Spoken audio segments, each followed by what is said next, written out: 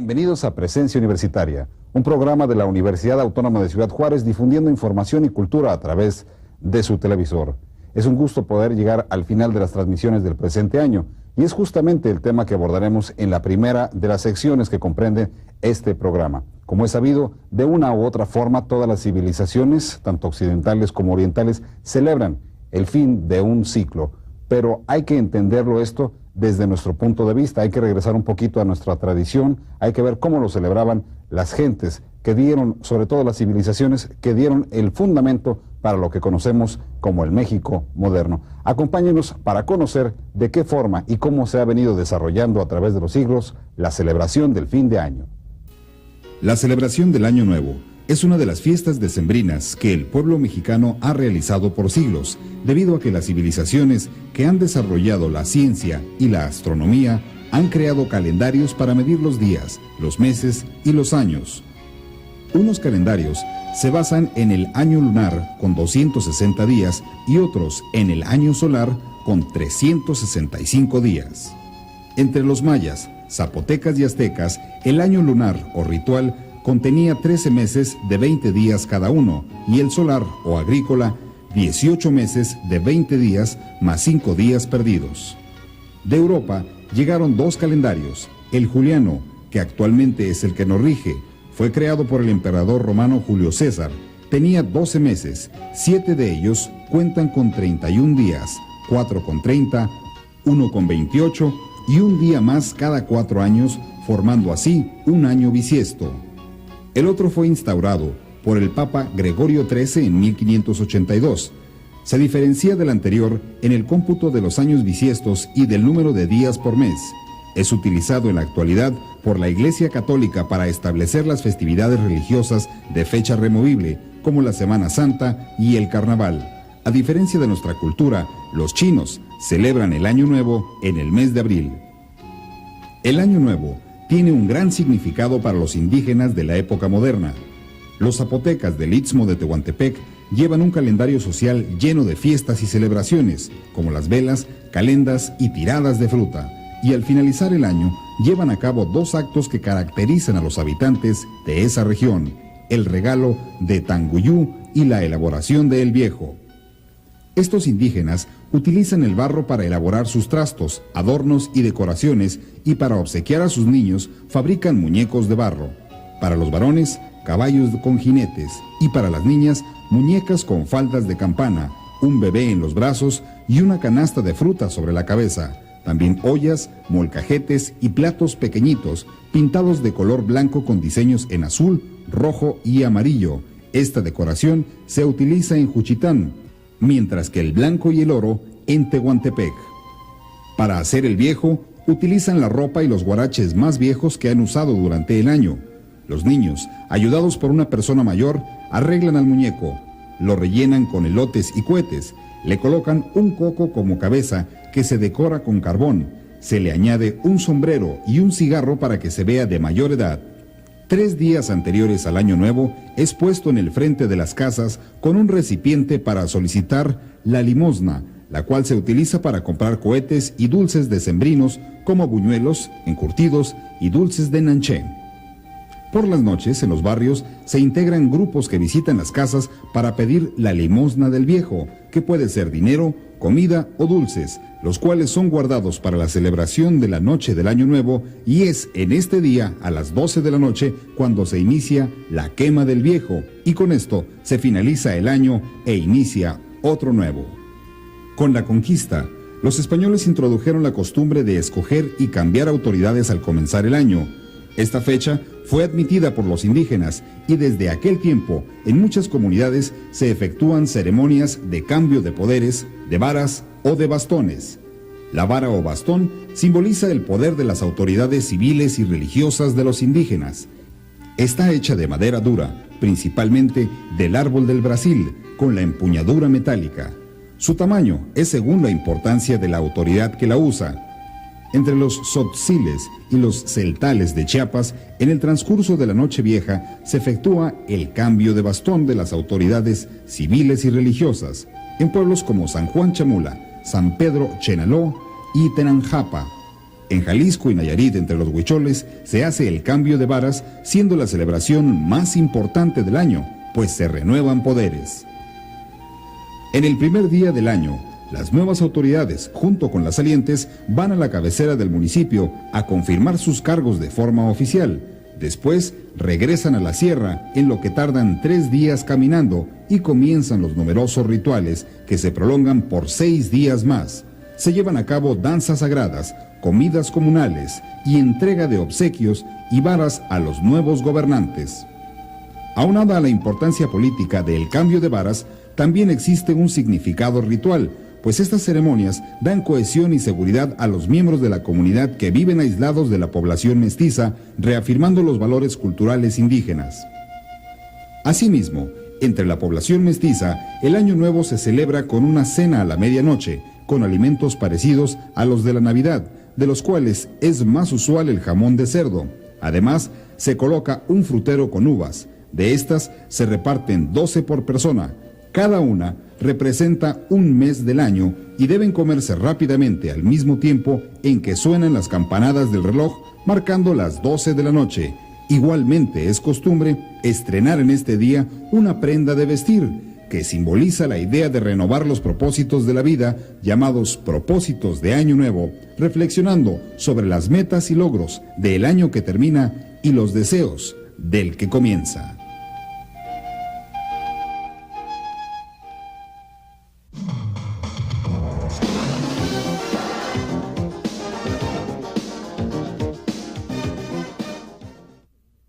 Como lo apuntábamos hace algunos minutos, por ser este el último programa del año 1990, se invita a una serie de reflexiones. Grandes transformaciones ha vivido nuestra institución y la más significativa que vivió en el año que está por concluir fue el cambio de hombres, el relevo de autoridades de acuerdo a como lo establece la ley orgánica y sobre todo la normatividad que impera en nuestra institución. Es importante destacar y hacer un reconocimiento a la esmerada labor del ingeniero Alfredo Cervantes García y el compromiso a futuro que tiene el licenciado Wilfrido Campbell Saavedra al frente de esta institución. Lo invitamos a que juntos recordemos este importante y trascendente evento de la Universidad Autónoma de Ciudad Juárez. Esta mañana inicia una nueva etapa en la realización de sus objetivos esenciales. En nombre de la Universidad Autónoma de Ciudad Juárez, bienvenidos a este evento en este recinto oficial en el que el rector, ingeniero Alfredo Cervantes García, presidente del Honorable Consejo Universitario, tomará la protesta como su sucesor al rector electo, el licenciado Wilfrido Campbell Saavedra, así como a los recién electos consejeros universitarios. Siendo este un evento formal, les invito a ponerse de pie para rendir honores a nuestro símbolo patrio.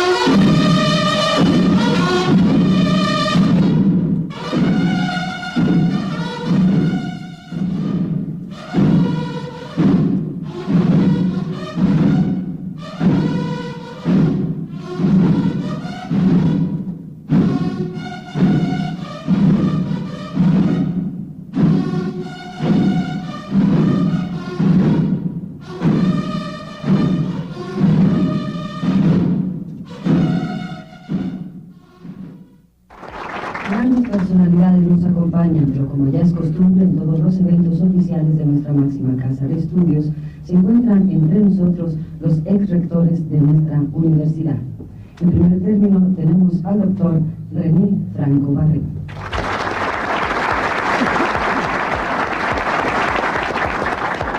Ex-rector, el licenciado Enrique Villarreal Macías.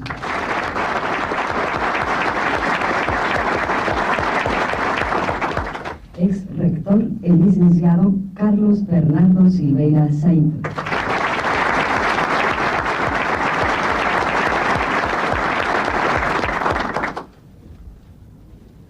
A continuación se otorga la palabra al rector ingeniero Alfredo Cervantes García, para que tome la protesta como su sucesor, al licenciado Wilfrido Cambel Saavedra, quien ha sido electo por el honorable Consejo Universitario como rector de esta Casa de Estudios para el periodo 1990-1994.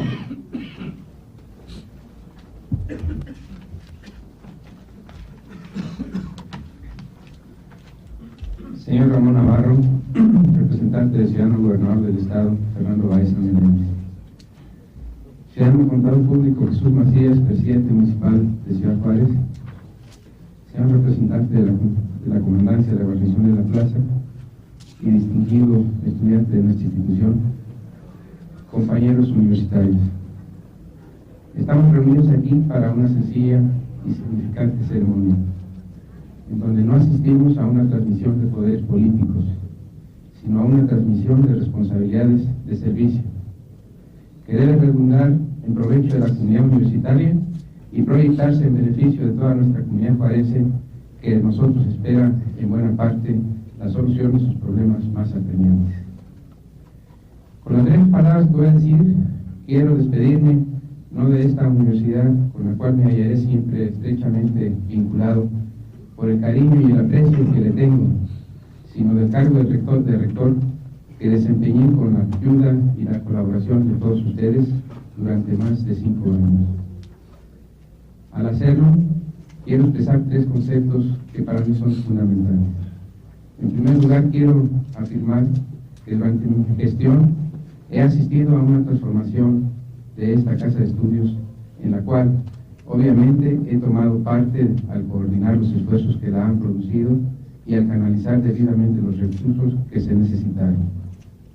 En este sentido, me voy con la satisfacción plena de haber cumplido con mi deber de administrador y con mi tarea de representante de esta institución. La universidad se ha enriquecido física e intelectualmente. Está cada vez más en condiciones de prestar aquellos servicios que la comunidad espera de ella. Sus estructuras son más eficientes, sus recursos humanos más capacitados. Pero por supuesto, esta no es la obra de una sola persona. Sería una intolerable impertinencia si así lo manifestara. Es por esto que me voy muy agradecido con los colaboradores que tuve en el desempeño de mis funciones, por su apoyo irrestricto, por su comprensión, por sus críticas constructivas, por sus sugerencias valiosas, por su trabajo incansable. Son muy pocas las excepciones que debo lamentar al respecto, pero en términos generales debo extender mi agradecimiento a toda la comunidad universitaria, no solo a los docentes, a los estudiantes, sino a todo el personal administrativo y a ese personal silencioso, callado, siempre, que realiza sus actividades en forma fecunda, a los trabajadores de intendencia y a todos aquellos que colaboran con nuestra institución. Debo, por tanto, afirmar que la mía fue una gestión inmejorable. No, de ninguna manera. Hubo errores, desaciertos, a veces titubeos en la toma de decisiones importantes, pero todo esto se debe a las limitaciones humanas. Sin embargo, puedo decir con la conciencia tranquila que estos aspectos negativos nunca se debieron a la mala fe. En segundo lugar, quiero hacer una exhortación a los jóvenes estudiantes, que constituyen el núcleo más preciado, más importante, más decisivo dentro de cualquier institución universitaria. Quiero instarlos a que tengan una conciencia verdaderamente universitaria, que consiste en no considerar a su estadía en la institución como un privilegio, sino como una responsabilidad. La universidad no es una expendedora de títulos que dan acceso a una vida de posibilidades económicas más desahogadas, sino un lugar en donde se pretende alcanzar una educación integral que abarque todos los aspectos fundamentales de la existencia humana, una educación que concientice al futuro profesionista acerca de su deber ineludible de servir a la sociedad, al pueblo que finalmente ha pagado sus estudios. Somos un tipo diferente de trabajadores, pero si consideramos a nuestro trabajo más importante, debemos comprender que mucho más grande es nuestra responsabilidad social. Finalmente, quiero dar la más cordial bienvenida al nuevo rector y a su equipo de colaboradores, deseándoles el mejor de los éxitos en su gestión, esperando que superen las metas que se ha propuesto la institución, que mejoren todavía más los logros que ha alcanzado y sobre todo que sepan aprender de los errores pasados. Por mi parte, regreso a mi condición de profesionista al integrarme en otro nivel de esta comunidad, pero quedo incondicionalmente a la disposición de nuestra querida universidad. A ella estoy ligado por convicción profunda, por razones de servicio, por ser parte de mi propia vida. Muchas gracias.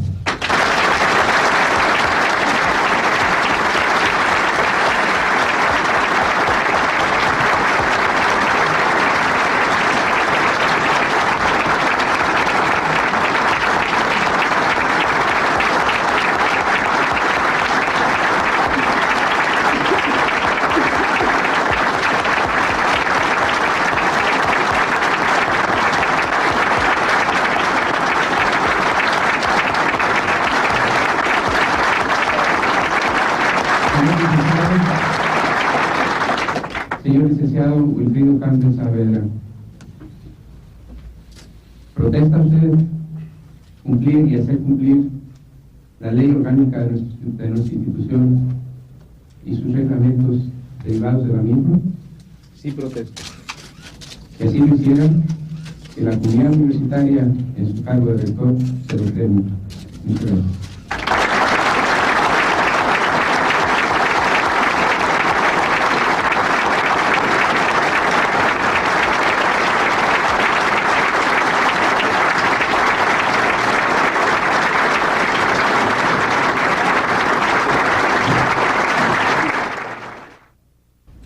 Se otorga ahora la palabra al licenciado Campbell para que dirija su primer mensaje como rector de esta universidad.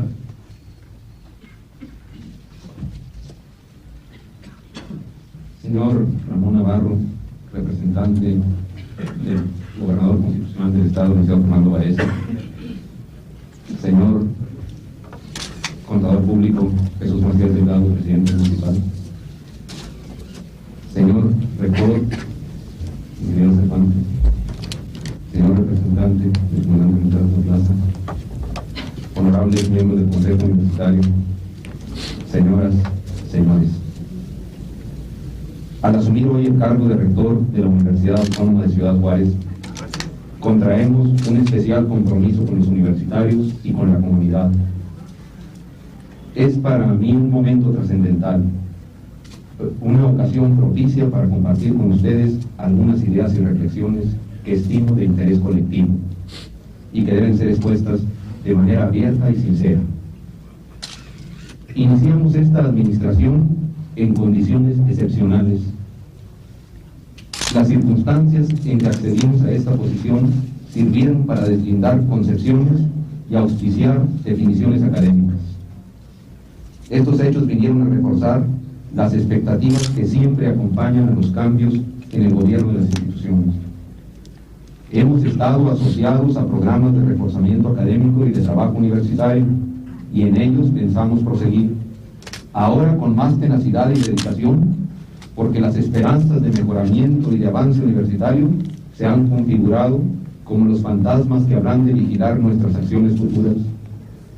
No anunciamos triunfalismos, más bien asumimos actitudes modestas para recoger el consejo y sugerencias de nuestros colaboradores y amigos en función del progreso de la universidad. No aspiramos a la perfección porque somos humanos, pero sí nos esforzaremos por no cometer demasiados errores. Sin embargo, si estos llegaran a presentarse, tendremos el valor y la sabiduría necesarios para corregirlos. Por ser parte de nuestros principios y convicciones, trabajaremos para que el espíritu académico y universitario inunde nuestras aulas y normen nuestras relaciones profesionales. Sabemos que los tiempos de modernización que vivimos plantean retos importantes al diseño y rumbo de la educación superior. Debemos enfrentarlos con trabajo, con creatividad y eficiencia. Nuestra universidad ha tenido avances relevantes en los últimos años. Hemos heredado del ingeniero Alfredo Cervantes García una institución ordenada, sana en el terreno financiero, con una proyección cultural de la región sin precedentes y con espacios académicos nuevos y ampliados. Reconocemos con orgullo su labor y la oportunidad de haber colaborado con él, y rendimos tributo a su función, garantizando una continuidad en la misma línea académica, ensanchándola y profundizándola, porque así lo demanda nuestra máxima casa de estudios. Esta será una de las ideas básicas de nuestra gestión y nuestro compromiso más delicado con los universitarios. Nuestra universidad ha iniciado un interesante despegue y debemos continuarlo para evitar el estancamiento y el fatal conformismo. Para estar a la altura de las exigencias de estos tiempos, es inaplazable diseñar programas académicos de vinculación con los sectores productivos, reforzando a la vez la formación integral y humanista de los universitarios. Necesitamos dinamizar y revitalizar el espíritu universitario, adecuarlo a las corrientes modernizadoras, enfatizar la formación sólida y útil de nuestros estudiantes. Urge vigorizar el nivel de nuestro profesorado y desarrollar programas de trabajo y de investigación ligados con los problemas regionales. Necesitamos también asegurar un nivel de ingresos al profesorado para evitar repercusiones negativas en el ámbito de la academia. Nuestra universidad, estoy convencido de ello, requiere vincularse aún más con el desarrollo y destino de la región, ser su conciencia y caja de resonancia misma. Por ello, debemos acercarnos más a la comunidad y a sus sectores organizados, con actitud respetuosa y atenta a sus necesidades, pero también con criterios propios de reflexión y de análisis, como institución autónoma en la toma de decisiones. Servir a la comunidad, al Estado y al país debe ser nuestra actitud permanente, nuestra norma de cada día. Sabemos que la empresa no es fácil. El trabajo serio y responsable es la única vía para avanzar. No hay soluciones anticipadas ni planes mágicos, pero sí contamos con líneas de acción claras y precisas. Por eso, hago un llamado a mis colaboradores, amigos, maestros y estudiantes, para que conjuntamente emprendamos una etapa más de trabajo, de entrega a la universidad. No convoco a disfrutar y ostentar los puestos alcanzados, sino a usarlos como la comunidad universitaria lo espera, con espíritu de servicio y dedicación desinteresada. Nuestra universidad requiere una intensa labor académica para generar tradiciones que permitan alcanzar el ideal de universidad a que todos aspiramos. Convoco, pues, a mis compañeros de trabajo a ejercer una función honesta, responsable y creativa. Esto es lo que los universitarios esperan de nosotros y eso debemos darles para obrar conforme a los criterios que la institución sustenta.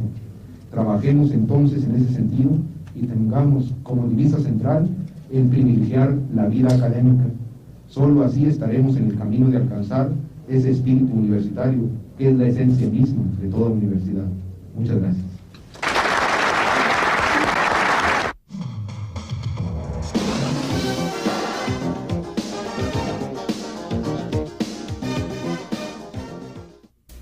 Historia General del Estado de Chihuahua.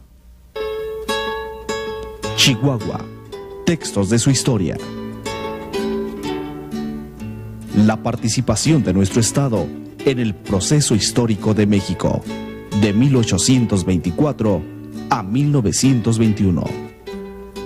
Presentan Gobierno del Estado, Universidad Autónoma de Ciudad Juárez. Investigación profunda con los hechos y detalles que conforman nuestro pasado. Historia General del Estado de Chihuahua. 3 tomos. Toda una época. Universidad Autónoma de Ciudad Juárez.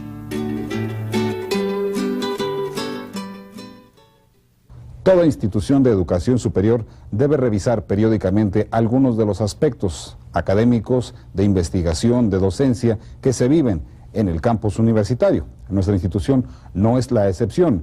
En fecha reciente se acaba de desarrollar la última reunión del Consejo Académico, la última reunión de este año, en donde se tomaron medidas importantes que habrán de transformar y, más que nada, beneficiar el desarrollo institucional de la Universidad Autónoma de Ciudad Juárez. Acompáñenos en el siguiente segmento informativo. El pasado 17 de diciembre, en sesión solemne se llevó a cabo la que vino a ser la última reunión del Consejo Académico dentro del periodo de actividades del presente año. En esta reunión, misma que fue presidida por el licenciado Wilfrido Campbell Saavedra, rector de nuestra máxima casa de estudios, y en la cual fungió como secretario el arquitecto Eduardo Irigoyen, director general de servicios académicos, se analizaron importantes asuntos competentes con el área académica de esta universidad. A continuación, En este segmento informativo destacaremos algunos de los temas más importantes en dicha reunión de Consejo Académico y los cuales, presentando propuestas concretas, en su momento fueron aprobados por el Pleno de los Consejeros. La Dirección General de Investigación y Posgrado, por conducto de su titular, profesor Rubén Lau Rojo, presentó un proyecto para la creación de la maestría en Ingeniería Ambiental y Ecosistemas. El proyecto en mención se expuso debidamente acompañado por una justificación académica, su aplicación práctica y el respectivo plan de estudios. Acerca de los objetivos esenciales que se pretenden con el establecimiento de la maestría en Ingeniería Ambiental y Ecosistemas, el maestro Lau nos comenta. La maestría fundamentalmente va dirigida a preparar, a capacitar técnicos en el análisis de las problemáticas ecológicas, sea en materia de agua, en materia de urbanismo o en materia, en este caso, de ingeniería ambiental. En este sentido, creo que un primer impacto en esta área será la generación de los cuadros humanos capacitados para enfrentar esta serie de problemas. En segundo, como se cuenta además con un laboratorio de ingeniería ambiental, de ingeniería sanitaria, tenemos la posibilidad inmediata de estar haciendo evaluaciones constantes, permanentes y por qué no decir cotidianas de los volúmenes y los flujos de contaminación que está sufriendo Ciudad Juárez, no solo en el ambiente maquilador, sino también en el ambiente del transporte, de la vida cotidiana, de basura, etcétera. Y por otra parte, yo creo que también de toda esta serie de estudios y de capacitación de recursos humanos en materia ecológica, pues creo que se estará incidiendo en la proliferación de una conciencia ecológica, digamos, ciudadana, que conlleve a que todo el mundo nos volvamos pues un poquito más responsables. No necesitamos ser especialistas todos para cuidar el ambiente, simplemente quizá tener un poco de cuidado y de respeto hacia nuestra ciudad, hacia el ambiente que estamos viviendo. Definitivamente, esta maestría se impartirá a partir del próximo semestre académico en nuestra universidad, responde a la necesidad de buscar alternativas científicas en el combate a la contaminación ambiental y el deterioro del ecosistema, del cual todos formamos parte. Por otra parte, el Consejo Académico aprobó por unanimidad la integración del Consejo Editorial de esta Casa de Estudios, siendo su presidente el rector licenciado Wilfrido Campbell Saavedra y como coordinador el licenciado Jorge Mario Quintana, director de Relaciones Públicas y Comunicación Social.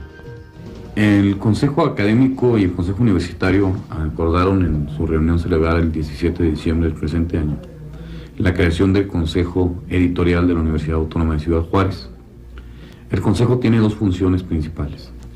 Por una parte es el establecimiento de las políticas de publicación de la universidad en lo que se refiere a garantizar la calidad de los textos y la calidad de lo que se presente a editar por la universidad, es decir, una política de publicaciones que garantice la excelencia en las mismas. Y por otra parte, asesorar al rector en lo que se refiere a los eventos y a los actos y actividades académico-culturales que se celebran por la universidad a través de diferentes organismos, es decir, a través de diferentes direcciones.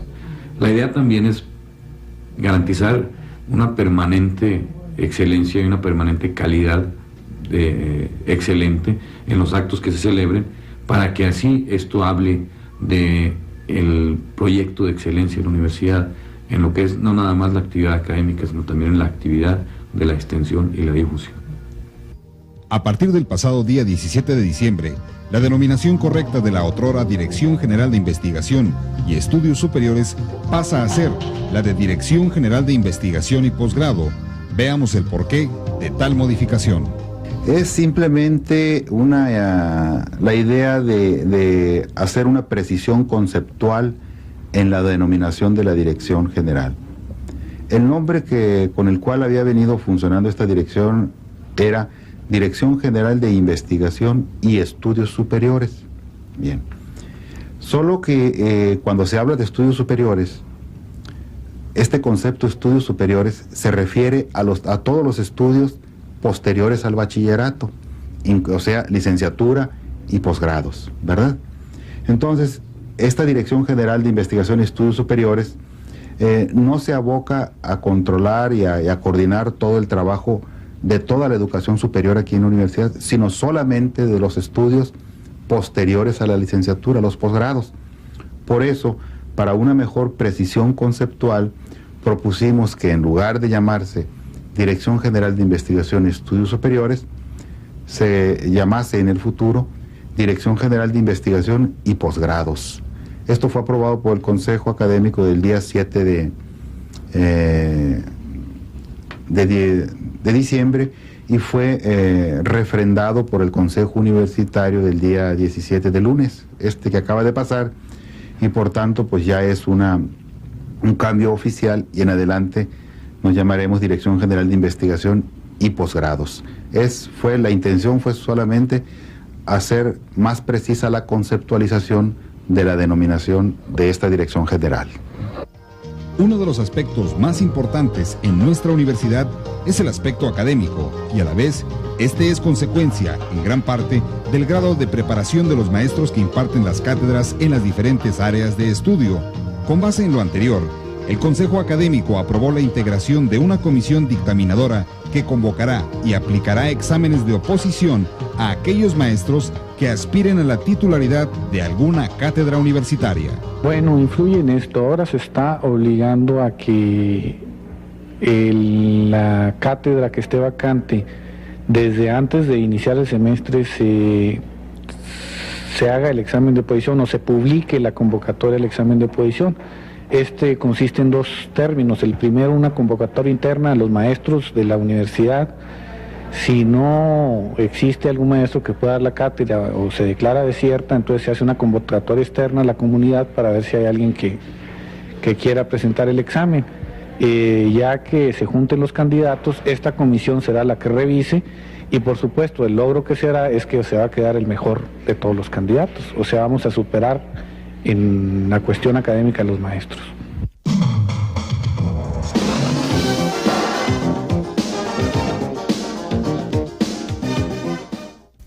Historia general del estado de Chihuahua. Chihuahua. Textos de su historia. La participación de nuestro estado en el proceso histórico de México, de 1824 a 1921. Presentan Gobierno del Estado, Universidad Autónoma de Ciudad Juárez. Investigación profunda con los hechos y detalles que conforman nuestro pasado. Historia general del estado de Chihuahua. 3 tomos, toda una época. Universidad Autónoma de Ciudad Juárez. La semana anterior iniciamos una serie de 4 secciones en donde personal de la Dirección General de Investigación y Posgrado de nuestra máxima casa de estudios está llevando a cabo un gran esfuerzo para rescatar la historia regional del estado de Chihuahua. Es a través de este esfuerzo y de esta investigación que se puede retroalimentar a nuestra comunidad, tanto en áreas históricas, científicas, académicas. Por tal motivo, a continuación, el licenciado Alfredo de la Torre conduce un amplio espacio en donde conversará con conocidos investigadores de nuestra institución acerca de un tema de gran trascendencia, la conquista del norte. Amigos, bienvenidos al segundo de sus programas que estamos realizando. Estos programas estamos realizando con motivo de los trabajos de investigación que está llevando a cabo nuestra Universidad Autónoma de Ciudad Juárez, referente a la época colonial de esta región norteña de nuestro país. En esta ocasión vamos a tratar el tema ¿por qué se conquistó el norte? Y para ello contamos con la presencia del antropólogo Salvador Álvarez. El doctor Álvarez, el antropólogo Álvarez, realizó estudios de antropología en la Escuela Nacional de Antropología e Historia en la Ciudad de México y asimismo realizó estudios de doctorado en Historia en la ciudad de París, Francia. Le vamos a preguntar al doctor Álvarez lo siguiente. ¿Cuáles son los mitos geográficos que existen en esta conquista del norte? El tema de los mitos geográficos en el norte, que en realidad son continuación de los mitos geográficos que impulsaron un poco, en buena parte quizás, la expansión atlántica de Europa. Es sumamente vasto, pues podría hablarse horas de esto. Sin embargo, podríamos empezar por tratar de entender qué buscaba esta gente cuando se lanza a estos europeos del siglo XV, del siglo XVI, qué buscaban cuando se lanzaron a atravesar el océano tenebroso de aquello que como se llamaba en aquellos tiempos al Atlántico, qué es lo que buscaban los españoles ya asentados en la Ciudad de México en el norte. Es interesante, por ejemplo, notar que el ansia de riquezas de estas gentes estaba fuera de toda proporción con las posibilidades de encuentros de oro y metales preciosos en general, plata, piedras preciosas, perlas, etcétera, que existían en la realidad. Hay trabajos sobre la cantidad de oro que existía en Europa, que se había acumulado desde la antigüedad latina hasta la Edad Media, y de hecho la cantidad de plata y de oro que existía no excedía en el siglo XV, por ejemplo, unas cuantas toneladas de ambos metales. Sin embargo, el ansia de oro era infinita. Se hablaba, por ejemplo, de lugares donde existían cuartos llenos de joyas, llenos de oro y plata. Hay referencias en Europa acerca de ídolos de oro que están enterrados en algún lugar de África, que dadas las dimensiones de las cuales se habla, pues pesarían varios miles de toneladas, ¿no? Se hablaba de las minas de la reina de Saba, o las minas del rey Salomón, y es en parte esta ansia desmesurada de oro la que crea en cierta medida los mitos geográficos del Atlántico. En el Atlántico se hablaba de la isla Antilla, y se hablaba, una cosa importante para el norte, de una isla que había sido poblada por 7 obispos que escaparon de Portugal por allá del siglo X, y que se fueron en barco con sus feligreses, y habían desembarcado en 7 islas, en las cuales habían fundado 7 ciudades que eran extremadamente ricas. Cuando los españoles conquistan por fin las islas del Caribe, ellos en los primeros mapas le colocan el nombre de Antilla a esas islas del Caribe, en recuerdo de aquella isla mítica del Atlántico.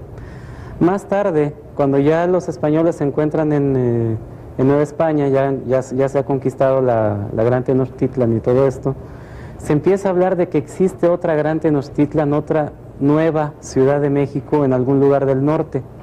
Se pensaba que lo que ellos habían encontrado en esa gran ciudad en cuanto a riquezas de oro y plata, pues no correspondía con lo que ellos esperaban encontrar. De hecho, se había encontrado buenas cantidades de plata, de oro y de otros materiales preciosos.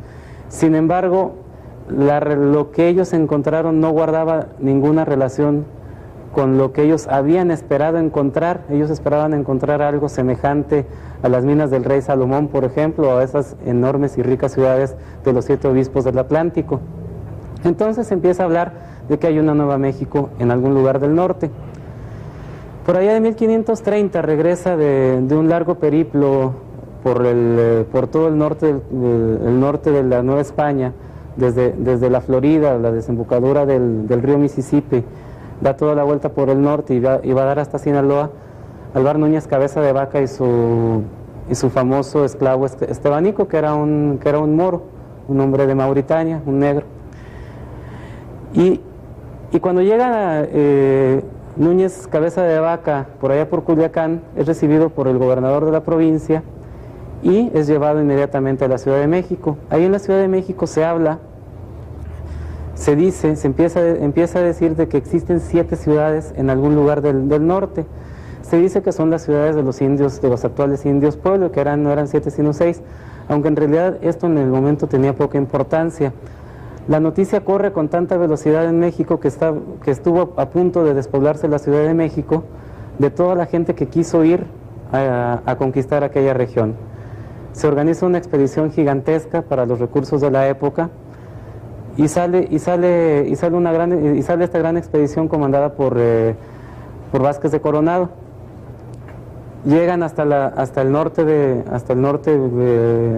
lo que hoy sería la República Mexicana, atraviesan toda la costa del Pacífico, se organiza una expedición marítima paralela a esta expedición y finalmente se encuentran con una gran desilusión, porque de hecho esas 7 riquísimas ciudades llenas de tesoros no eran más que unos cuantos poblados ciertamente importantes, pero donde no existían grandes riquezas. Con el tiempo estos mitos continúan existiendo. La Nueva Vizcaya se funda en la búsqueda de otra ciudad importante que era llamada Copala, y que se suponía que estaba en una laguna muy importante y que igualmente era una ciudad sumamente rica, tan rica o más que la Ciudad de México. Llega Francisco de Ibarra por ahí en 1560 a la zona de Chametla, o a la zona de Topia, recorre todas estas regiones, y en Topia dice haber encontrado una gran ciudad donde los indios están vestidos de algodón como en la Ciudad de México, donde se oyen a lo lejos teponazcles que tocan y todo aquello, da una descripción sumamente colorida de este lugar, y gracias a ello obtiene una capitulación, es decir, una autorización, un contrato de conquista con el virrey para colonizar aquella región. En realidad, pues aquellos que conocen la sierra de Durango, pues sabrán que Topia no era más que un poblado de indios semidesnudos, ciertamente más o menos grande, pero sin pasar de ahí.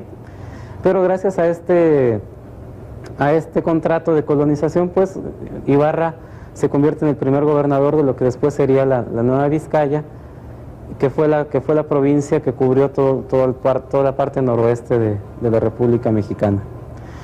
Otro de los motores importantes de la expansión al norte pues es el ansia de encontrar indios, es decir, mano de obra y minas, riquezas mineras. Ambas cosas fueron encontradas en el norte, tanto desde la época de Nuño de Guzmán, por ahí los años 530 y poco antes, en la costa del Pacífico, como después con el descubrimiento de las minas de Zacatecas, más tarde Durango, Guanaceví, Cuencamé, y en 1630 Parral, sin olvidar Santa Bárbara, desde luego que fue el primer poblado que se fundó aquí en el actual estado de Chihuahua. Los españoles siempre encontraron grandes cantidades de plata en el norte.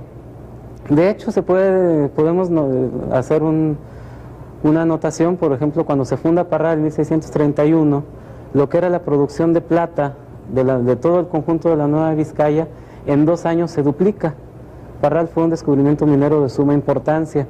Si nosotros tomáramos la producción minera de principios del siglo XVI y la producción minera de 1650, después de 20 años después del descubrimiento de Parral, veríamos que esa producción se había multiplicado por 10.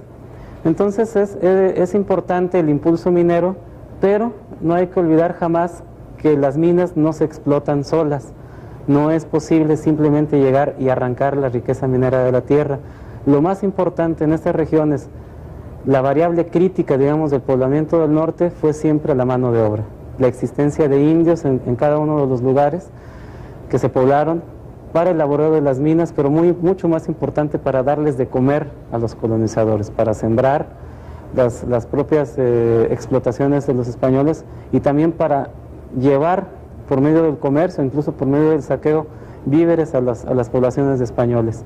Y fue esa reducción de los indios en mano de obra para las minas y sobre todo para los asentamientos agrícolas y el saqueo de productos agrícolas de los propios indígenas, lo que provocó las grandes guerras que se dieron a todo lo largo del siglo XVI, XVII e incluso del siglo XVIII en el norte.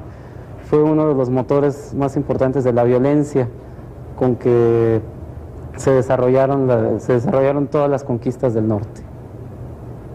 Como acabamos de escuchar al antropólogo Álvarez, básicamente fueron 2 móviles los que fueron causantes de esta conquista en el norte de México: la necesidad de una mano de obra barata, rayando ya en la esclavitud, y la búsqueda de metales preciosos, básicamente de oro y plata. Vamos a preguntarle ahora a la doctora Chantal que nos haga el favor de continuar con este tema, pero hablando de los primeros asentamientos que hubo acá en estas regiones del norte y su relación con la esclavitud. Bueno, si se considera la expansión global desde Zacatecas hacia el norte, vemos cómo lo que fue en la época colonial temprana, la provincia de Santa Bárbara se puebla muy rápidamente. Los españoles, bueno, Zacatecas se funda en 1547 y los españoles organizan varias expediciones posteriormente. Pero si consideramos que Durango, que iba a ser la capital de la Nueva Vizcaya, se funda en 1562, vemos cómo es rápida la expansión hacia lo que es ahora el sur del estado de Chihuahua, ya que en 1567, 5 años después de la fundación de la capital, se abren ya las primeras minas, que fueron las de Santa Bárbara. Bueno, en este mismo momento quizás se pueble toda esa zona aledaña a las minas. El valle, había un pleito en el estado de Chihuahua entre los habitantes del Valle de Allende, antiguamente San Bartolomé, y los de Santa Bárbara. Bueno, lo que hemos podido dilucidar es que si bien es cierto que las minas de Santa Bárbara fueron el primer poblado español en el estado, desde ya 1569, o sea, 2 años después, cuando menos hasta ahí hemos podido llegar, había españoles asentados en el antiguo Valle de San Bartolomé y eran básicamente los mismos, es decir, que el fundador de las minas de Santa Bárbara, que se llamaba Juan de la Parra, ya tenía tierras denunciadas en el Valle de San Bartolomé en 1569, 2 años después. Se puebla, entonces el valle se puebla Santa Bárbara, pero también hay otros asentamientos aledaños, o sea, casi tan antiguos. Es Villa López, San Buenaventura de Totonilco. Bueno, la fundación oficial de la misión franciscana es de 1601. Se vuelve a poblar después en 1619. También podríamos citar Cordero, antiguamente las minas de Todos Santos, que datan de 1587, pero también hubo una serie de haciendas a lo largo de los ríos, tanto Florido como Parral, antiguamente San Gregorio, como el río de la Ciénega, que ahora es el río Primero. Todos esos ríos tenían sus haciendas chiquitas, pero pobladas desde el siglo XVI. Esa conquista, si bien fue rápida porque precisamente lo acaba de comentar Salvador Álvarez, había muchos indios, entonces llegaban los españoles porque disponían de mano de obra, aunque la minería, si bien en un primer momento sí existió, se explotaron las minas en los primeros años de la colonización española, muy rápidamente cesó de funcionar porque era demasiado difícil conseguir a indios que quisieran laborar en las minas. Entonces, pongamos desde 1590 hasta la fundación de Parral en 1631, o sea, durante esos 40 años que anteceden el nacimiento del Real de Minas de San José del Parral, la colonización en el sur del estado es fundamentalmente agrícola. Ahora, conseguir indios que laboraran en las haciendas agrícolas tampoco era fácil, pero era un poco más fácil que conseguir indios que trabajaran en las minas.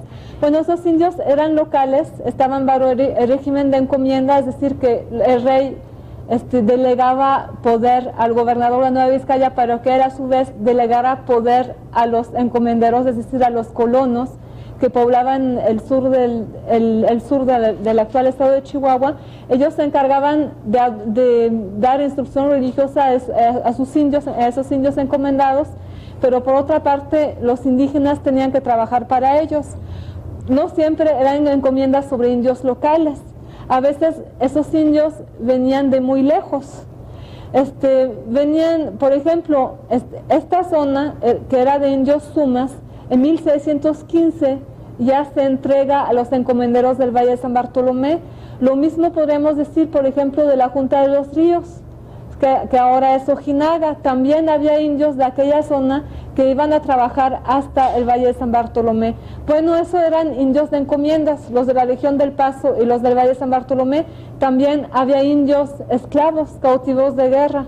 Cuando los españoles no lograban conquistar de manera pacífica alguna zona, entonces emprendían la guerra en contra de los indios, porque esos indios habían sido declarados sujetos del rey.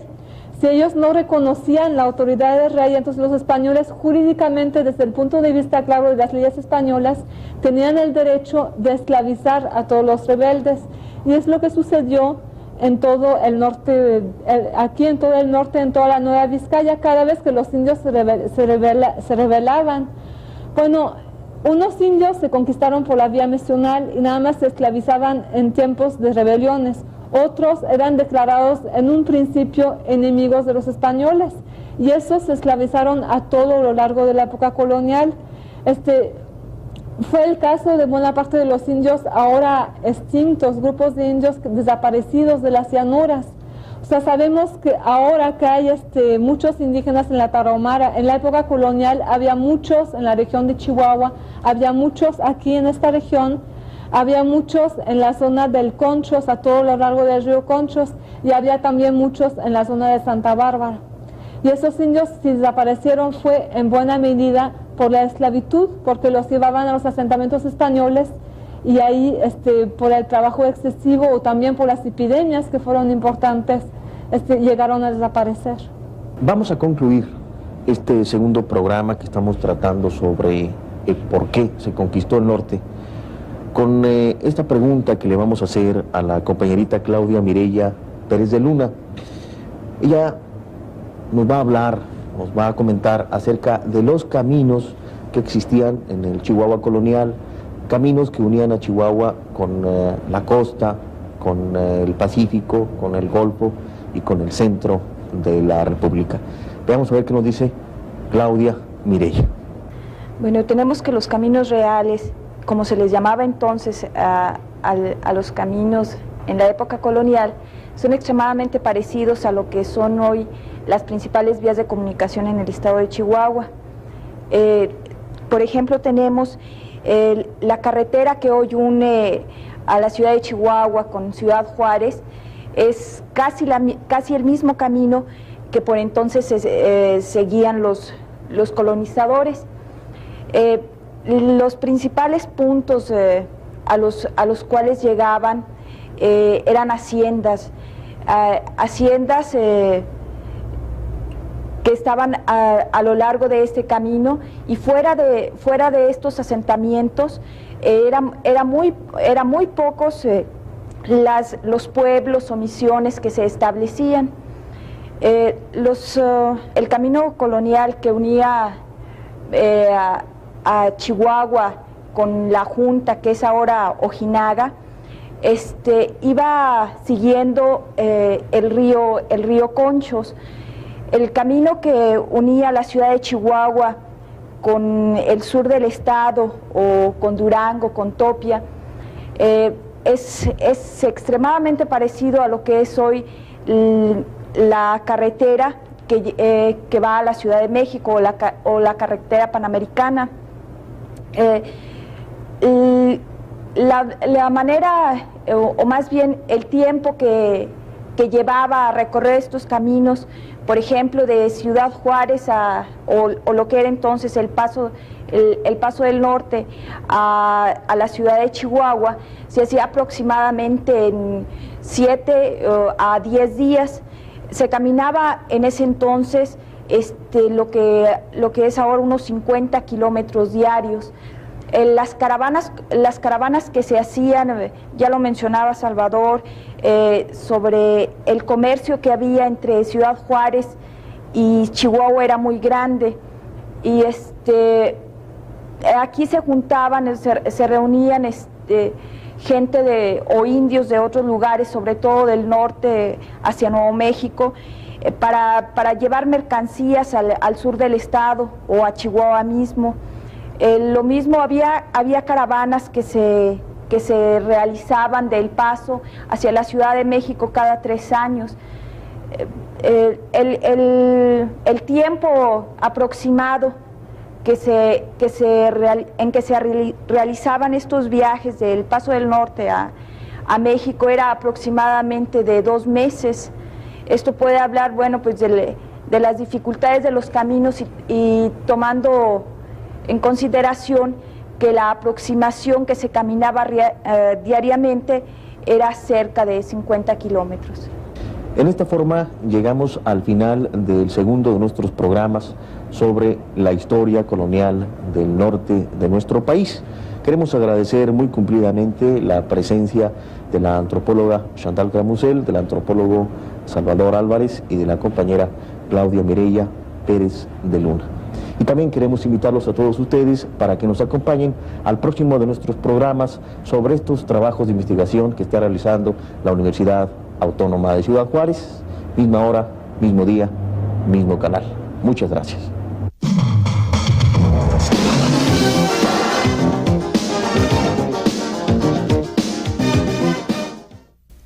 Historia General del Estado de Chihuahua.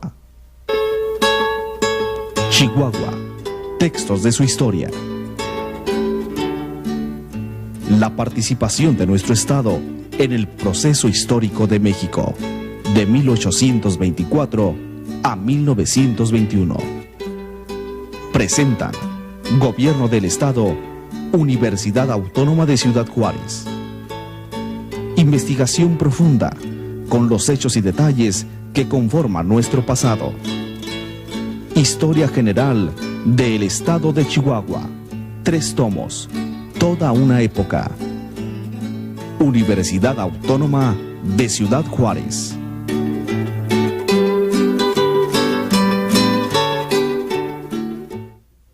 De esta manera, el tiempo de la televisión universitaria ha concluido. 60 minutos de información y cultura llegan a su fin. Por ser este el último programa del presente año 1990, reciban ustedes, a nombre y por conducto de este servidor, un abrazo y una felicitación de la enorme comunidad universitaria que desea para usted y los suyos lo mejor y sobre todo redoblar esfuerzos para hacer del próximo 1991 un año de grandes éxitos y logros. Mientras tanto, lo esperamos al próximo de la serie. Mil y un gracias. Hasta la próxima.